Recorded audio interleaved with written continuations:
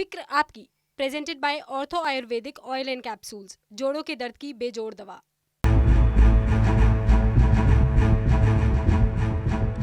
नमस्कार, कैसे हैं आप? फिक्र आपकी में एक बार फिर से आपका स्वागत है। आज बहुत चिंता का विषय है। जिस तरीके से देश के कई कोने कोने में बाढ़ की खबरें आ रही हैं, लेकिन पिछले कुछ दिनों में परिस्थितियां बहुत तेजी से बदली हैं। कश्मीर घाटी को लेकर दिल्ली में हलचल तेज हो गई है। ऐसा लगता है कि इस बार घाटी में कुछ बड़ा होने वाला है। आज हम अमन की इस फिक्र के हर पहलू का विश्लेषण करेंगे और बदले हुए भारत की आवाज सुनाएंगे, क्योंकि देश में बदले की मांग उठ रही है। और फिर आपको लेकर चलेंगे नरखास के जंगलों में, जहां टीवी9 भारतवर्ष के साहसिक रिपोर्टर ने घने जंगलों में घुसकर भारतीय सुरक्षा बलों का ऑपरेशन कवर किया है।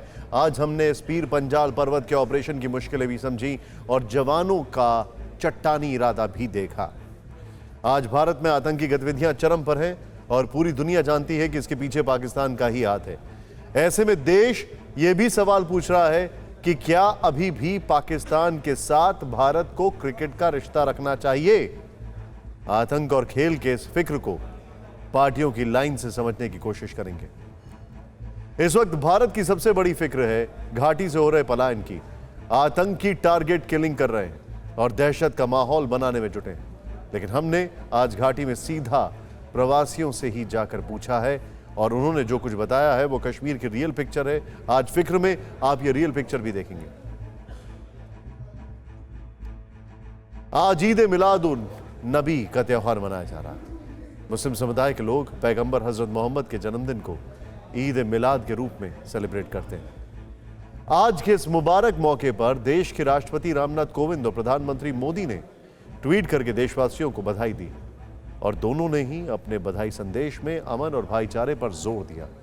भारत की खूबसूरती भी यही है कि यहाँ अमन और भाईचारे की बात हमेशा से होती रही। साथ ही यह भी मैसेज दिया जाता रहा है कि अमन में खलल बर्दाश्त नहीं किया जाएगा। लेकिन इस वक्त कश्मीर की फिक्र बड़ी होती जा रही है, क्योंकि पाकिस्तान की शह पर आतंकी घाटी के अमन में खलल पैदा करने की कोशिश कर रहे हैं। कश्मीरी, गैर कश्मीरी और कश्मीरियत पर हमले कर रहे हैं। लेकिन कश्मीर पर हो रहे चौतरफा अटैक का करारा जवाब दिया जा रहा है और दिया जाता रहेगा, क्योंकि इस पूरे मसले पर देश के प्रधान की नजर। घुटना, कंधा या कमर, चाहे जैसा हो दर्द, डॉक्टर ऑर्थो आपको देता है दर्द से पूरी आजादी, एक भरपूर जिंदगी। ये कोई टेम्परेरी पेन किलर नहीं, आयुर्वेदिक औषधि है। आज प्रधानमंत्री नरेंद्र मोदी और केंद्रीय गृह मंत्री अमित शाह के बीच मीटिंग हुई।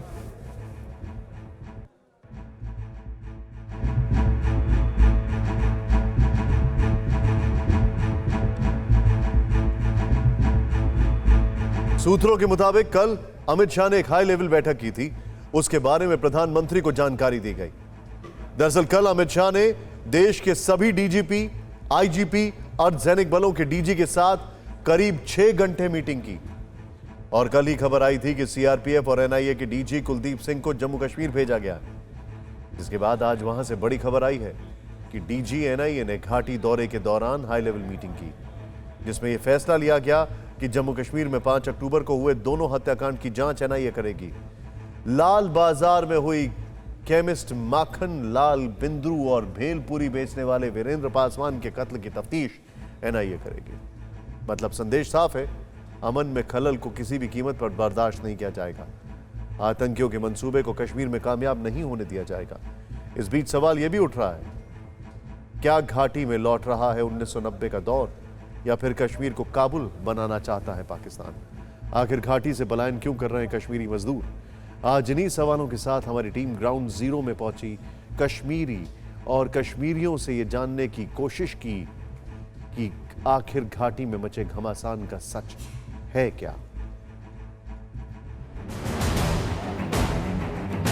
यहाँ बहुत हालात खराब होते जा रहा है और यहाँ कुछ भी हो सकता है। अब जो है बिहारी कोई टारगेट बना रहे हैं लोग, तो इसके लिए थोड़ा बहुत हमें भी डर लग रहा है। डर की वजह से जा रहे हैं ना, क्या मतलब हमारा भी कभी कुछ हो जाएंगे। हम बाहर ही रहते हैं रेड़े लेके। माहौल ख़राब होता है, मगर हम पे मतलब जैसे बाहर के मजदूर उनको कभी परेशानी नहीं आई, मगर अब आ रही है। कश्मीर में निशाने पर प्रवासी मजदूर। दहशत के मारे पलायन को मजबूर। 12 दिन में 5 प्रवासी मजदूरों की हत्या के बाद कश्मीर से कुलगाम तक और सोपोर से अनंतनाग तक प्रवासी मजदूरों के पलायन का सिलसिला जारी है। कहीं बस से तो कहीं कार से और कहीं ट्रेन से प्रवासी मजदूर अपने गांव घर को लौट रहे हैं। हम अभी श्रीनगर के नौगांव में स्थित रेलवे स्टेशन पे हैं और यहाँ पे लगातार दूसरे दिन भी जो गैर स्थानीय मजदूर हैं जो बाकी राज्यों से यहाँ पहुँचते हैं उनके निकलने का सिलसिला लगातार जारी है। आप देख सकते हैं किस तरीके से अभी 4 बजे वाली ट्रेन में निकलने की कोशिश में है और अभी समय से पहले ही यहाँ पहुँचे हैं। ऐसा चल रहा था, मगर दूसरे को देख के एक डर लग गया हम लोग के। जब हम लोग सोचे हम लोग निकल जाएंगे, मानते हम परदेसी है, कोई हाथ चला देगा, कोई गोली मार देगा, इससे बेहतर हम अपना घर चला जाएंगे। ये हफ्ते दिन से जो है ना माहौल थोड़ा खराब था, इसीलिए हम लोग को जाना पड़ा। आखिर समय से पहले यूपी बिहार के मजदूर कश्मीर क्यों छोड़ रहे हैं? आखिर इन गरीब मजदूरों का दुश्मन कौन है? घाटी में हमारी टीम ने इन सवालों की पड़ताल की। बस स्टैंड से लेकर रेलवे स्टेशन और इंडस्ट्रियल एरिया तक छानबीन की तो सोपोर में हमें फैक्ट्री में काम करते कुछ प्रवासी मजदूर मिले जो आतंकी मंसूबों से हारने को तैयार नहीं थे, घाटी छोड़ने को तैयार नहीं थे। हम इस समय कश्मीर के सोपोर में हैं और सोपोर का ये इंडस्ट्रियल एस्टेट है। यहाँ पर हमको जो लेबर है वो काम करते हुए नज़र आ रहे हैं। ये उस दौर की कहानी है जब कश्मीर में टारगेटेड किलिंग हो रही हैं और आखिरकार किन हालातों में काम कर रहे हैं। और दूसरा ये भी जानना बहुत ज़रूरी है कि ये जो चीज़ें हुई हैं उनका इन पर क्या असर है। हम यहाँ सेफ है, यहाँ में कोई दिक्कत किसी भी चीज़ की कोई परेशानी नहीं। आप अभी यहाँ काम करोगे, मतलब आपका कोई जाने का नहीं सर, नहीं सर, नहीं सर। हम यहीं काम करेंगे रेगुलर। अभी हमें कोई ऐसी दिक्कत नहीं है यहाँ, क्योंकि हमें सारी फैसिलिटी इधर मिल रही है, तो हम काम करेंगे इधर ही। हमें किसी ने कहा नहीं, कोई बात नहीं ऐसी कोई। सब आपको भी कोई ऐसी डर? जी, आप मुझे भी कोई ऐसी बात, सब बढ़िया जी कर रहे हैं। तो देखिए यहाँ पर हमको वो लोग मिल रहे हैं जो काम करने को, ये जो टारगेटेड किलिंग हो रही हैं इसको करारा जवाब देते हुए यहाँ पर काम करने को तैयार हैं। इस फैक्ट्री में लगातार काम चल रहा है और मैक्सिमम यहाँ पर जो यूपी के मजदूर हैं वही यहाँ पर काम कर रहे हैं। तो तस्वीर का एक पहलू ये भी है। सोपोर की फैक्ट्री में ही नहीं बल्कि सड़कों पर आतंक को करारा जवाब दिया जा रहा है। इंडस्ट्रियल एरिया में सुरक्षा बलों की गश्ती बढ़ा दी गई है। चप्पे चप्पे पर सीआरपीएफ और पुलिस की टीम मुस्तैद दिख रही है। ये सीआरपीएफ की सिक्योरिटी यहाँ पर दिन रात पूरी मुस्तैदी से लगी हुई है। ये भी एक बड़ी वजह है कि मजदूर यहाँ पर जो मैक्सिमम यूपी के हैं, बिहार के भी हैं, उनका एक धड़ा ऐसा है जो अपने आप को सेफ पाता है और वो यहाँ से जाने को तैयार नहीं है। यहाँ पर इस कार को रोका गया है और जम्मू कश्मीर पुलिस के जो जवान हैं वो एक एक जो जगह है इसकी उसकी कायदे से छानबीन कर रहे हैं ताकि कहीं भी कोई भी सुबह ना रह जाए। आपको बता दें कि सोपोर में एशिया की दूसरी सबसे बड़ी सेब मंडी है, जहां दूसरे राज्यों से लगातार ट्रक आ रहे हैं। यूपी उत्तराखंड से लेकर पंजाब गुजरात तक के ट्रक ड्राइवर कह रहे हैं कि आतंकियों से डरने की जरूरत नहीं है बल्कि लड़ने की जरूरत है।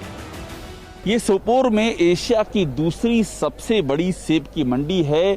7,000 करोड़ प्रति वर्ष का यहाँ से टर्नओवर है। 30,000 के करीब लोग काम करते हैं और देखिए यहाँ पर हमको चहल पहल दिखाई पड़ रही है, कामकाज नज़र आ रहा है। ट्रकें बाहर से आ रही हैं और ट्रकों में सेब यहाँ पर लोड हो रहे हैं और फिर ले जा रहे हैं। यानी कि ये जो कोशिश है आतंकियों की उसका यहाँ पर हमको असर दिखाई नहीं दे रहा है। डर जैसा कुछ ऐसा लग रहा है क्योंकि बहुत सारी किलिंग वेलिंग हुई है, उसका कोई असर ना हम पर कोई असर नहीं है। हमारे को कोई टेंशन नहीं है। कोई टेंशन नहीं है ना। इधर तो नहीं अब तक हुआ, वो बाहर काम को कोई मालूम नहीं है। इधर तो कोई किसी चीज का डर नहीं है आपको। कोई डर नहीं है, कोई डर नहीं है। मतलब घाटी में आतंकियों के इरादे को पस्त करने की ताबड़तोड़ तैयारी चल रही है। गैर कश्मीरियों के समर्थन में कश्मीरी भी उतर चुके हैं। This time more about 10 to 20 people we have non-Muslim also here. Yeah, they are working with us. We are with them. हमने कभी नहीं ये सोचा ये मुसलमान है, सिख है, या ये पहले अल्लाह के बंदे सब है, तब फिर कोई जात है। लेकिन इन सब के बावजूद कुछ ऐसे प्रवासी कामगार हैं जो टारगेटेड किलिंग से पूरी तरह से डरे सहमे हैं। वो लोग सामान पैक कर और टिकट बुक कराकर अपने घर को निकलने की तारीख का इंतजार कर रहे हैं।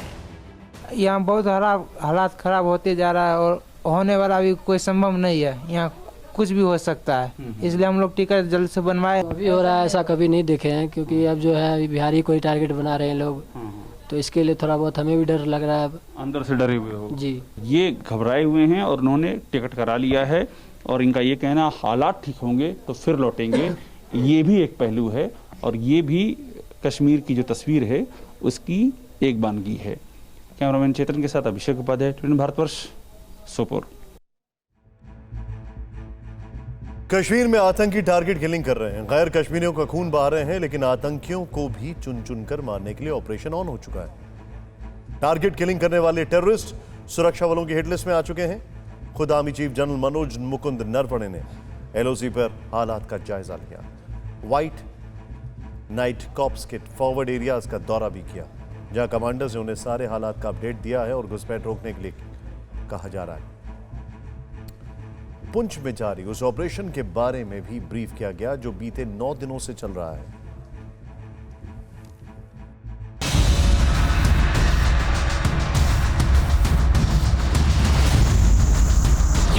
आतंकियों के खात्मे के लिए पुंछ में सेना का महा ऑपरेशन। चप्पे चप्पे को सुरक्षा बल जो है इस समय खंगाल रहे हैं और यहाँ पर लगातार प्रयास किया जा रहा है कि आतंकियों की धरपकड़ या फिर उनके अंजाम तक पहुंचाया जा सके। 9 दिन से ऑपरेशन जारी, अब फाइनल प्रहार की तैयारी। आज भी सुरक्षा बलों की तरफ से पूरे इलाके को कॉर्डन कर रखा है। एलओसी के पास सबसे बड़े ऑपरेशन की ग्राउंड रिपोर्ट। जंगल को घेर सेना के ये जवान पिछले 9 दिन से बिल में छुपे आतंकियों का शिकार करने के लिए तैयार। चप्पे चप्पे पर सेना के जवान तैनात। पुंछ जिले के मेंढर के नरखास के इन जंगलों को चारों तरफ से घेर लिया गया है। अब यहां छुपे एक भी आतंकी का बचना मुमकिन नहीं है।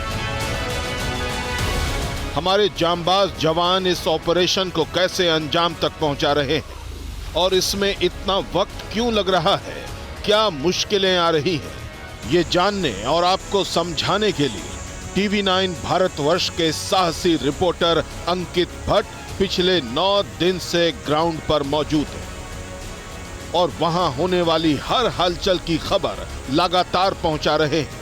आज भी जब वो रिपोर्टिंग कर रहे थे तभी एक आवाज उनके कानों में पड़ी। घुटना, कंधा या कमर, चाहे जैसा हो दर्द, डॉक्टर ऑर्थो आपको देता है दर्द से पूरी आजादी, एक भरपूर जिंदगी। ये कोई टेम्परेरी पेन किलर नहीं, आयुर्वेदिक औषधि है। तमाम आजाद से गुजारिश की जाती है कि वे अपने अपने बाल बच्चों को लेकर, बाल मवेशियों को लेकर अपने अपने घरों में बंद घास काट रहा है, उनको भी अपील की जाती है वो अपना काम काज छोड़कर अपने घरों में बंद हो जाए। जिन सेना का शिकंजा उन पर कसता जा रहा है, जिसका सबूत है जंगल के बीच से उठता हुआ ये धुआं जो आतंकियों और सेना के जवानों के बीच गोलीबारी के बाद उठा। इस समय मैं मौजूद हूँ पुंछ के इलाके में और यहाँ पर भी अभी आवाज़ें एक बार फिर आ रही हैं गोलियों की। मैं आपको लोकेशन तो नहीं बताऊंगा, लेकिन इतना ज़रूर कहूँगा कि इस समय ताबड़तोड़ गोलियों की आवाज़ आ रही है। लग रहा ऐसा है कि फाइनल असॉल्ट की तैयारी जो है वो भारतीय सेना की तरफ से कर ली गई है। और यहाँ पर अगर आप देखें नरखास के जंगल जो है वो ऐसा ही लग रहा है। ये देखिए अभी इस समय आग जलती हुई नजर आ रही है इन जंगलों के अंदर और तस्वीरों में साफ तौर पे धुआं जो है वो भी उड़ता हुआ आपको नजर आएगा। मूवमेंट को बंद कर दिया गया है। पुंछ के नरखास के जंगलों में चल रहा सुरक्षा बलों का महा ऑपरेशन का आज 9वां दिन है। आज भी सुरक्षा बलों की तरफ से पूरे इलाके को कॉर्डन कर रखा है और उम्मीद है कि जल्द ही इस ऑपरेशन को समाप्त किया जाए, यानी कि आतंकियों का खात्मा किया जाए। सुरक्षा बल किस तरीके से यहाँ पर तैनात है, ये आउटर कॉर्डन है और यहाँ पर आप देख सकते हैं कि सुरक्षा बल पोजीशन लिए हुए हैं ताकि अगर इस जंगल के रास्ते आतंकी इस तरफ आते हैं तो उनको उनके अंजाम तक पहुँचाया जा सके। पुंछ हाईवे को यातायात यानी कि सिविलियन गाड़ीज़ के लिए बंद कर दिया गया है। 9वां दिन है आज ऑपरेशन का और उम्मीद जताई जा रही है कि जल्द ही आतंकियों का खात्मा जो है वो कर दिया जाएगा। 9 दिनों में 9 जवान शहीद हो चुके हैं, जिनकी शहादत का जंगल के अंदर जब हम डीप जाने की कोशिश करते हैं तो चट्टानें आती है, यानी कि सिर्फ एक व्यक्ति ही इस इलाके को क्रॉस कर सकता है। वहीं दूसरी तरफ इन जंगलों में चट्टानों के बीचों बीच जो है केव्स कहीं बनी हुई है, यानी कि आतंकी जो है इन केव्स को शेल्टर के तौर पे यूज़ करते हैं। और 90 के दशक में भी हमने देखा कि किस तरीके से इस इलाके को इन्फिल्ट्रेशन के लिए आतंकी यूज़ किया करते थे और ये भी एक कारण जो है हो सकता है कि ऑपरेशन जो है इतना समय ले। तरीके से खड़ी पहाड़ी है, यही वजह है कि सुरक्षा बल जो है वो ऑपरेशन में कोई भी चूक नहीं लेना चाहते। यही वजह है कि ऑपरेशन में इस समय टाइम लग रहा है। वहीं दूसरी खास बात मैं आपको बताने की कोशिश करूंगा। यहाँ के इलाके के जिस जंगल में हम मौजूद हैं, ऐसे ही नरखास के जंगलों में कई जगहों पे बरसाती नाले आते हैं। ये देखिए यहाँ पर भी इस समय आपको दिखेंगी, यहाँ पर कीचड़ है, यहाँ पर बरसाती नाले हैं। ये भी एक वजह है जिसकी वजह से ऑपरेशन में समय लग सकता है। अब आप समझ गए होंगे कि आखिर इस इलाके में हमारे जवानों को एक एक कदम कितनी एहतियात से उठाना पड़ रहा है। इसलिए जमीन के साथ साथ आसमान से भी नजर रखी जा रही है। मिलिट्री के हेलीकॉप्टर लगातार रेकी कर रहे हैं, ड्रोन से भी टोह ली जा रही है। आतंकी जो है वो छुप सकते हैं लेकिन हमारे सुरक्षा बलों की नज़रों से बच नहीं सकते। कैमरा पर्सन अनूप के साथ अंकित भट्ट, TV9 भारतवर्ष के लिए। भारत पाकिस्तान पर चारों तरफ से नजर रखा क्योंकि आतंकी मुल्क से सबसे बड़े बदले का वक्त भी यही है। ऐसे में पाकिस्तान पर प्रहार के लिए वर्ल्ड क्रिकेट में पाकिस्तान को बैन करने की मांग के साथ TV9 भारतवर्ष एक मुहिम चला रहा है। #No Cricket Only Strike। पूरा देश इस मुहिम के साथ खड़ा हो चुका है। देश मांग कर रहा है कि खेल और खून खराबा एक साथ नहीं चलेगा। कश्मीर में बेगुनाहों का लहू बहाने वाले पाकिस्तान को सबक सिखाना होगा और इसकी शुरुआत T20 वर्ल्ड कप से होनी चाहिए। ऐसे में सवाल है कि क्या 2020 वर्ल्ड कप में पाकिस्तान के साथ भारत का मैच रद्द हो सकता है? क्या है ICC का नियम, क्या है इतिहास और क्या कहते हैं एक्सपर्ट? इन्हीं सवालों पर आज हम करेंगे संपूर्ण विश्लेषण। लेकिन पहले देखें TV9 भारतवर्ष की मुहिम को मिला बेपनाह समर्थन जो तथ्यों और तर्कों पर आधारित है।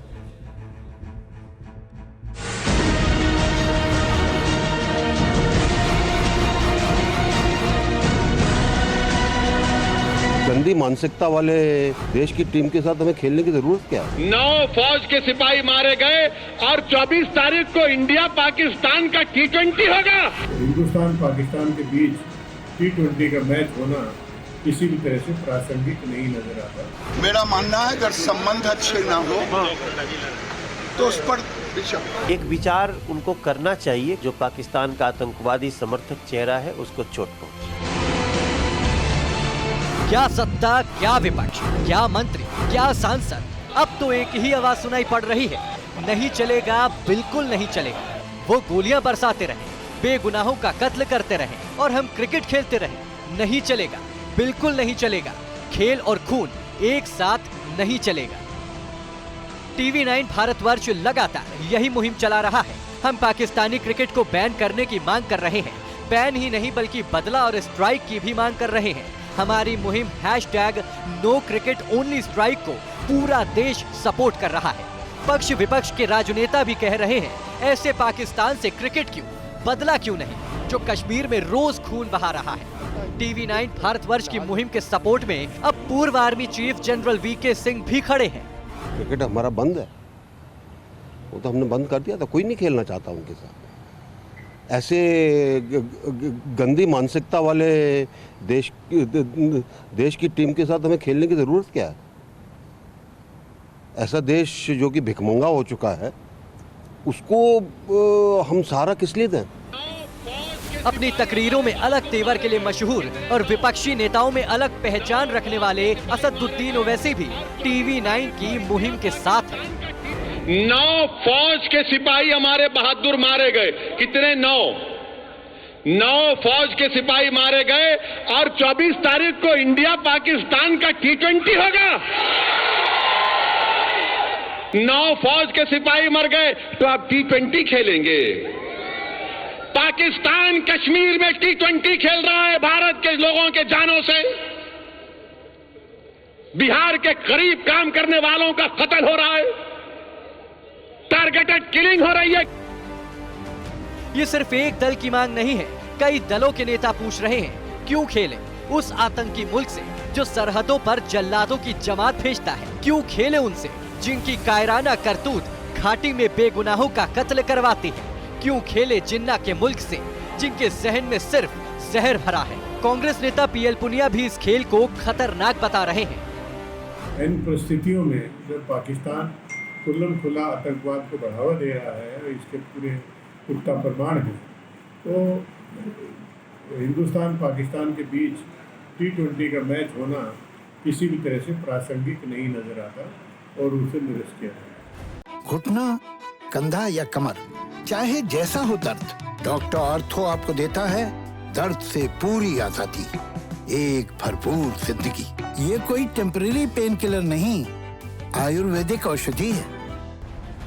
यकीनन देश पर कुर्बान हुए शहीदों की शहादत जाया नहीं जाएगी। एक एक कतरे का हिसाब होगा। देश तय कर चुका है, आप भी तय कर लीजिए, तभी एक्शन होगा। आप TV9 भारतवर्ष की मुहिम से जुड़िए। #NoCricket ओनली स्ट्राइक पर ट्वीट कीजिए, क्योंकि ये वक्त की मांग है, ये देश की पुकार है। क्यों, ये भी डिटेल में समझिए। पाकिस्तान परस्त आतंकी लगातार हमले कर रहे हैं। गैर कश्मीरी लोगों को टारगेट कर मारा जा रहा है। कश्मीर में अमन के माहौल को खत्म करने की साजिश हो रही है। भारत के खिलाफ नए आतंकी संगठन तैयार किए गए हैं और तालिबान की मदद से कश्मीर पर कब्जे का ख्वाब देख रहा है। इन्हीं वजहों से पाकिस्तान पर एक और स्ट्राइक जरूरी है। पाकिस्तान को सबसे बड़ा सबक सिखाने का वक्त आ चुका है। सभी कह रहे हैं कि खेल अपनी जगह है, लेकिन देश से बढ़कर कुछ नहीं। तभी तो केंद्रीय मंत्री गिरिराज सिंह और बीजेपी सांसद मनोज तिवारी भी TV9 भारतवर्ष की मुहिम को सबसे पहले सपोर्ट कर चुके हैं।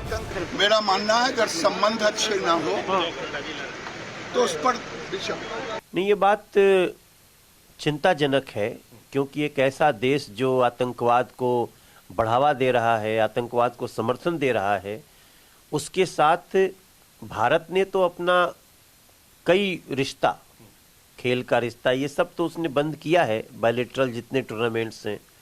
लेकिन ये समय आ गया है जब पूरे वर्ल्ड को सोचना चाहिए कि पाकिस्तान के इस आतंकवाद समर्थक नीति को, इसको जवाब देने के लिए किस तरह से इनको और जगह बैन किया जाए। ऐसा पहली बार नहीं है कि पाकिस्तान से क्रिकेट बंद करने की मांग उठी है। ऐसा पहले भी हुआ है और इस बार भी इसकी वजह पाकिस्तान का वही आतंक वाला जहर है, जिसने जम्मू से लेकर कश्मीर घाटी तक को लहू लुहान कर दिया। कश्मीर में 6 दिन में 9 जवान शहीद हो चुके हैं। 12 दिन में आतंकियों ने 5 गैर कश्मीरी लोगों की हत्या की है। कश्मीर घाटी में गैर कश्मीरी लोगों को निशाना बनाया जा रहा है, इसलिए पूरा देश पाकिस्तान से क्रिकेट बैन करने की मांग कर रहा है। सवाल ये है कि ये मांग अभी क्यों उठी है? जवाब ये है कि दुबई में T20 वर्ल्ड कप हो रहा है। आज से ठीक 4 दिन बाद 24 अक्टूबर को भारत पाकिस्तान का मुकाबला होना है। लेकिन कश्मीर में जिस तरह से पाकिस्तान बड़ी साजिशें रच रहा है, मैच रद्द करना जरूरी है। हालांकि BCCI के उपाध्यक्ष राजीव शुक्ला की अपनी ही दलील है। जहाँ तक मैच का सवाल, आपको पता है कि अंतर्राष्ट्रीय जो कमिटमेंट होते हैं ICC के पहले भी बड़ा स्पष्ट है। उन कमिटमेंट में जो है आप किसी से खेलने से मना नहीं कर सकते हैं। तभी वो इंटरनेशनल कमिटमेंट जो ICC के टूर्नामेंट होते हैं उस पर आपको खेलना पड़ता है। पहले कांग्रेस फिर क्रिकेट बोर्ड की सियासत से जुड़े राजीव शुक्ला की अपनी मजबूरी हो सकती है।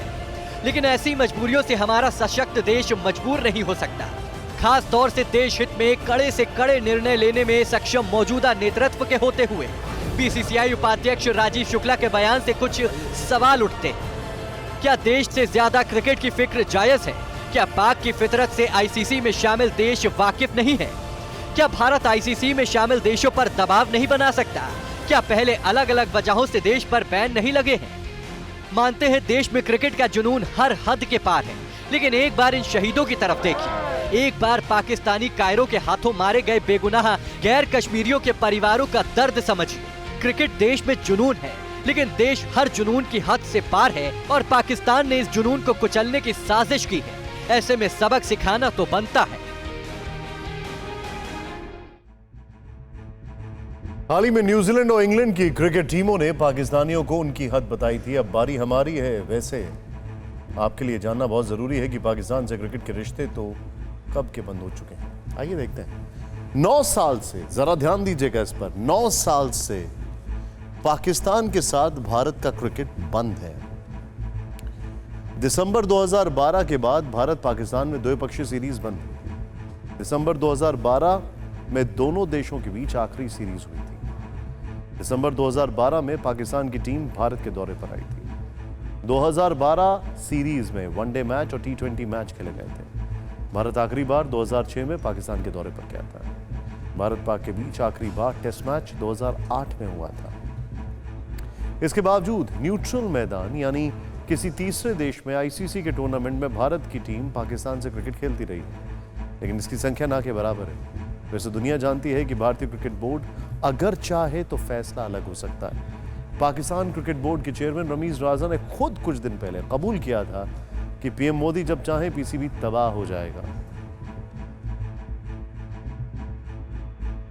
मैं समझता हूं जी, और जो फ्राइटनिंग चीज है मैं आपसे शेयर करूंगा, और मैंने सबसे क्रिकेट बोर्ड में भी कहा है कि जो पाकिस्तान क्रिकेट बोर्ड आईसीसी की फंडिंग पे 50% चलता है, और आईसीसी फंडिंग ये होती है कि वो टूर्नामेंट्स कराते हैं और उसके जो पैसे हैं वो अपने मेंबर बोर्ड्स में बांट देते हैं, और वो जो आईसीसी की फंडिंग है वो 90% इंडियन मार्केट से आते हैं। सो हमें एक तरह से इंडिया के बिजनेस हाउसेस पाकिस्तान क्रिकेट को चला रहे हैं, और कल को अगर इंडियन प्राइम मिनिस्टर ये सोच लेती कि हम पाकिस्तान को फंडिंग नहीं देंगे तो ये क्रिकेट बोर्ड जो है ये कोलैप्स भी हो सकता है। वैसे मुल्क भी हमारी फंडिंग से ही बना है। पाकिस्तान क्रिकेट बोर्ड भी भारत की ताकत से वाकिफ है। भारत ने आईसीसी वर्ल्ड टेस्ट चैंपियनशिप 2021 के दौरान पाकिस्तान से सीरीज खेलने से इनकार कर दिया था। इस पर पाकिस्तान ने आईसीसी से कई बार शिकायत भी की, लेकिन आईसीसी प्रमुख सौरव गांगुली अपनी बात पर अड़े रहे। बीसीसीआई ने दुनिया के सबसे बड़ी क्रिकेट लीग आईपीएल में भी पाकिस्तानी खिलाड़ियों के खेलने पर बैन लगा रखा है। देखा जाए तो भारत ने खेल में भी पाकिस्तान से हर संभव दूरी बना रखी है। फिर क्रिकेट फैंस के मन में सबसे बड़ा सवाल उठ रहा है कि देर किस बात की है। इसके पीछे भी कई वजह हैं। इसकी सबसे बड़ी वजह तो यह है कि इस मैच के होने और नहीं होने से फैसला इंटरनेशनल क्रिकेट काउंसिल के हाथ में है। दुनिया में क्रिकेट को चलाने की हर जिम्मेदारी आईसीसी की है। क्रिकेट के जानकारों का दावा है कि अगर भारत इस मैच को खेलने से पीछे हट भी जाता है तो उसे बड़ा नुकसान होगा। सबसे पहले तो आईसीसी जुर्माना लगा सकता है। अगर ऐसा नहीं भी होगा तो उसे वॉकओवर देना पड़ेगा और बिना खेले 2 अंक पाकिस्तान को मिल जाएंगे। 2 अंक गिफ्ट में मिलने से पाकिस्तान की मदद ही होगी। इससे पॉइंट्स टेबल में भारत को नुकसान होगा। साथ ही नॉकआउट यानी सेमीफाइनल में पहुंचने के लिए संभव है कि लगभग हर मैच नॉकआउट के समान हो जाए। मान लीजिए अगर ऐसा हो भी जाए तो पाकिस्तान को सेमीफाइनल में पहुंचना आसान हो जाएगा। और तब क्या होगा जब भारत के सामने फाइनल में भी पाकिस्तान होगा। अगर फाइनल भी में पाकिस्तान के खिलाफ मैच खेलने से भारत पीछे हटता है तब तो सीधे सीधे ट्रॉफी ही गिफ्ट कर देगा, जो संभव नहीं।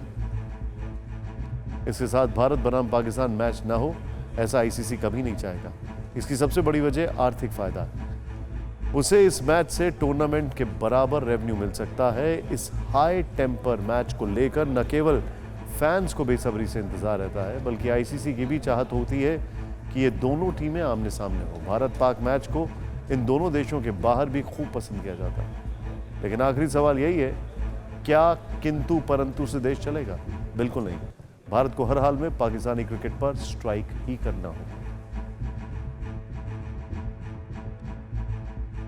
आधा अक्टूबर बीत गया है, लेकिन बारिश और बाढ़ का कहर खत्म नहीं हुआ है।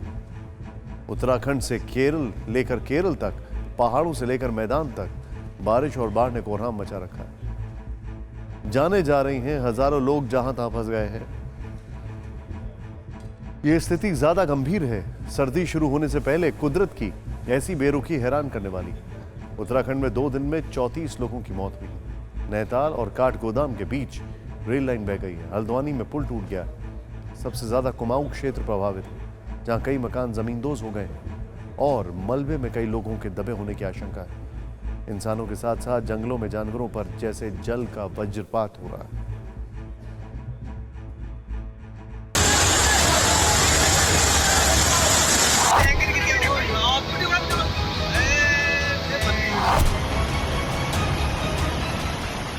अक्टूबर में उत्तराखंड पर कुदरत का कहर बरपा है। यहां कुदरत का क्रोध घर मकान सब बहा ले जाने पर आमादा है।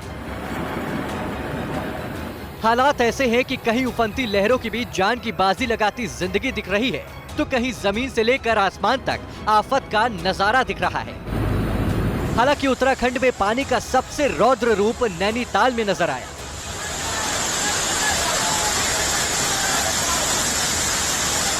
नैनीताल में अचानक बेहिसाब बरसात के बाद सैलाब आया और इसी सैलाब में कई लोग फंस गए। पानी की रफ्तार इतनी तेज थी कि दुकान के साथ साथ इंसान भी बहने लगे। आनन फानन में इनकी मदद के लिए जवान पहुंचे। पानी की तेज बहाव के बीच सुरक्षा बलों का रेस्क्यू ऑपरेशन शुरू हुआ। सबसे पहले जवानों ने सुरक्षा घेरा बनाया, फिर ह्यूमन चेन बनाकर एक दुकान से लोगों को बारी बारी से सुरक्षित निकालने का मिशन शुरू हुआ। एक एक करके सभी लोग रेस्क्यू किए गए। जवानों ने किसी को पीठ पर तो किसी को हाथ पकड़कर बहने से बचाया। न सिर्फ नैनीताल बल्कि हल्द्वानी में भी 5 सेकंड में ही गोला पुल का एक हिस्सा भर-भरा कर गिर गया। अचानक पुल बारिश के चलते दरक गया। पुल के बीचों बीच गड्ढा बन गया। पुल के एक छोर पर खड़े लोगों ने दूसरी छोर से आ रहे बाइक सवार को अलर्ट किया, तब मोटरसाइकिल सवार वापस मुड़ा।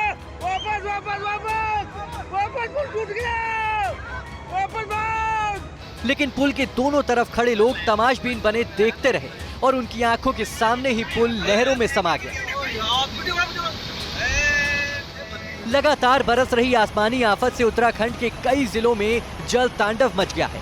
अब बद्रीनाथ की इस तस्वीर को ही देखिए। जैसे ही कार पानी में फंसी तो कार चलाने वाले की जान पर बनाई। पानी की लहरों के बीच फंसी कार को जैसे तैसे क्रेन की मदद से निकाला गया।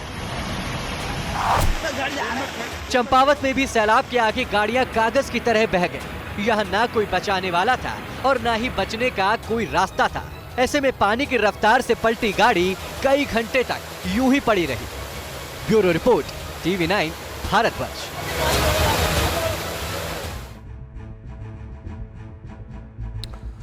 इस वक्त के जो हालात हैं वो देखकर वाकई में चिंताजनक है तस्वीरें। और यहाँ पर नैनीताल की अगर बात की जाए तो काफ़ी नुकसान हुआ है वहाँ पर। पूरे उत्तराखंड की अगर बात करें, तस्वीरें आपके सामने हैं। तबाही का तांडव सामने आपके दिखाई दे रहा है। और यहाँ पर गौर करने वाली बात यह है कि जो अभी के हालात हैं, बताया यह जा रहा है कि सरोवर नगरी जो है उसने बारिश ने कई सालों का रिकॉर्ड तोड़ दिया है। नैनी झील जो है वो उफान पर है। तालाब जो है वो सड़कें बन गई।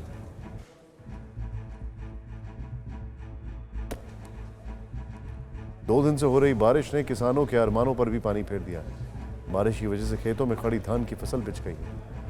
आप उत्तर प्रदेश के 6 जिलों की तस्वीरें एक साथ देख सकते हैं। धान कटाई की तैयारी कर रहे किसानों को बड़ा झटका लगा। बारिश से खेत तालाब बन गए हैं। तेज आंधी के साथ हुई बारिश ने फसलों को काफ़ी नुकसान पहुंचाया।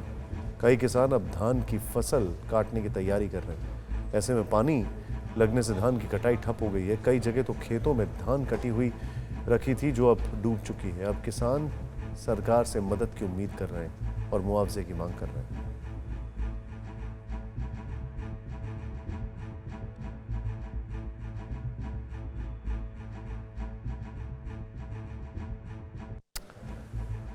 हालात आपके सामने हैं किस तरीके से यहां पर नैनीताल में सब कुछ अस्त व्यस्त हो गया। 24 घंटे में 445 मिलीमीटर बारिश दर्ज की गई।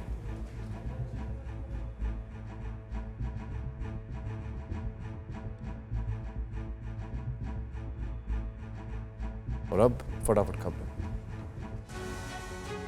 कल उत्तर प्रदेश को विकास की एक और सौगात देंगे प्रधानमंत्री मोदी। कुशीनगर में बने देश के 29वें इंटरनेशनल एयरपोर्ट का करेंगे उद्घाटन। श्रीलंका से आया 125 पर्यटकों का दल बनेगा पहला मेहमान। बांग्लादेश में दुर्गा पूजा के दौरान हिंदुओं पर हमले और हत्या को लेकर केंद्र सरकार ने जताई चिंता। बांग्लादेश सरकार से जल्द बात करेगी सरकार। बीजेपी ने जंतर मंतर पर किया जमकर प्रदर्शन। मध्य प्रदेश के धार में ईद मिलादुन्नबी के मौके पर जुलूस निकालने को लेकर हंगामा।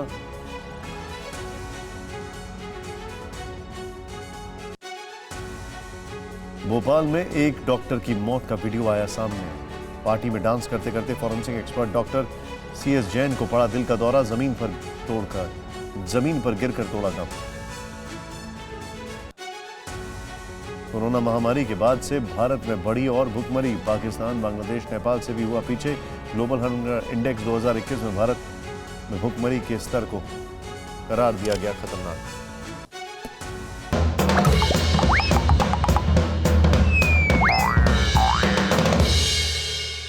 लड़की हूं, लड़ सकती हूं। सुनते ही गुड्डू भैया बोले, लगता है इस बार फिर वही एजेंसी सर्विस दे रही है जिसने पिछली बार काम किया था। मैंने कहा कैसे? बोले पिछली बार यूपी के लड़के था, इस बार लड़की हूं, लड़ सकती हूं। आया कुछ समझ में? मैंने कहा ये तो वही बात हो गई, हरा है ये भी पेड़ है। अरे कोई जरूरी थोड़ी है। गुड्डू भैया बोले, अरे तो हमारे यहाँ दुर्गा जी, काली जी ऐसे ही पूजी जाती हैं क्या?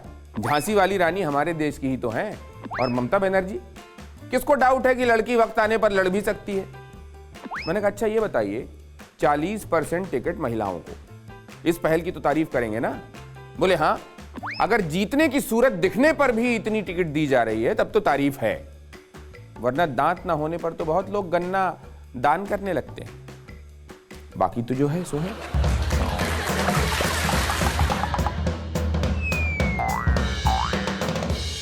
फिक्र आपकी, सोमवार से शुक्रवार रात 9 बजे सिर्फ TV9 भारतवर्ष पर।